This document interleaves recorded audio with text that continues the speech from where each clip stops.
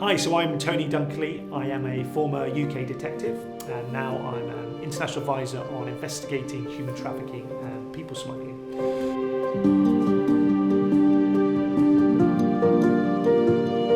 So I go around the world, work for different agencies and the UN and others on investigating human trafficking, more recently around people smuggling, but mostly in East Africa, a little bit in the Middle East, and now I've come back to the UK to see what I can do with it. What we're seeing with the internet is that it's enabling direct contact with adult strangers to children, often unbeknown to parents. Specifically now, or moving more towards it, is online gaming. So we'll see it a lot more in that, where people, players, can interact from anywhere around the world. And because of that unique, isolated communication that's often encrypted, it's difficult for anyone else to see and for adults to spot. This is the grounds of where adults can prey on children directly and with relative anonymity.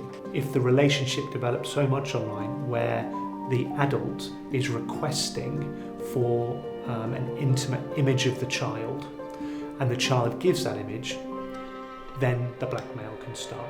So not only will that child feel a lot of shame, guilt, worry, frustration because of the chance of that image now being shared, but also the breakdown of what they believe that relationship to be and the heartache that will cause them. And from that point on, they can be emotionally manipulated to do pretty much whatever that adult is wanting them to do. More worryingly is when that is used to move someone from online emotional abuse through to offline, where they have to physically, or where they will be physically meeting the child. The process normally starts well before the first interaction with the child. So that's the setting up of the persona online, the false persona. They will use language that creates that emotional bond. I saw that picture online, you look very pretty. I recruit people for a model agency. And from that point on, what they will then do is make threats of, or they will just use that relationship they've established to say, let's meet up, let's go to this address. And from there, the actual physical abuse can occur. More extreme cases, we may see that those children are then taken. How do parents become aware? Well, like mentioned, perhaps they don't become aware. However, those that do tend to see a general change in behaviour, and this can happen over a period of time. What those behaviours could be: the child becomes more reclusive, more isolated, staying in their bedroom perhaps more, being online even more, less willing to share stories of their day. Who picks up on that? Well, it might be a parent, it might be a teacher, it might be a trusted adult, auntie, uncle. It could be a sports coach, it could be whoever that child interacts with all the time who actually pick up on that individual's change of behaviour.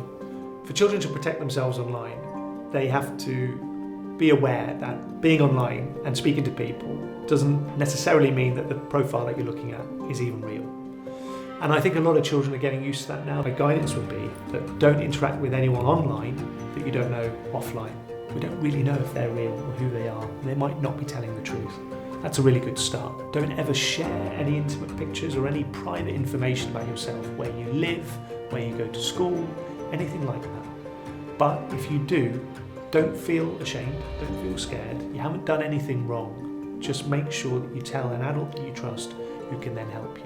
Just having conversations with their children, finding out what's going on in their life, if they are online a lot, what games are you playing, who are you talking to, oh, I don't know that person. A little bit of due diligence there to see if there's any problems that are building.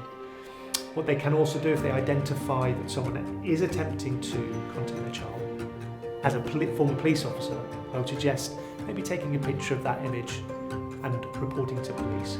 We need to teach children how to be cyber smart, cyber intelligent, cyber wise, rather than just streetwise. Children as young as 4 were managing to go online. And we discovered that actually talking about relationships and what a healthy relationship was actually resonated with the child more, because we couldn't use the technical language that perhaps a teenager would have understood more as well. Dedicate time within the curricula, if possible.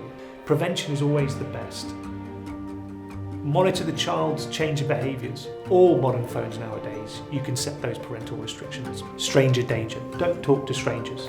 Just apply the same thing with your children. Tell them. Online stranger danger. Don't talk or interact with any profiles that you don't know offline. The one thing that I want children to know about who go online is not everyone who's on there is who they appear to be.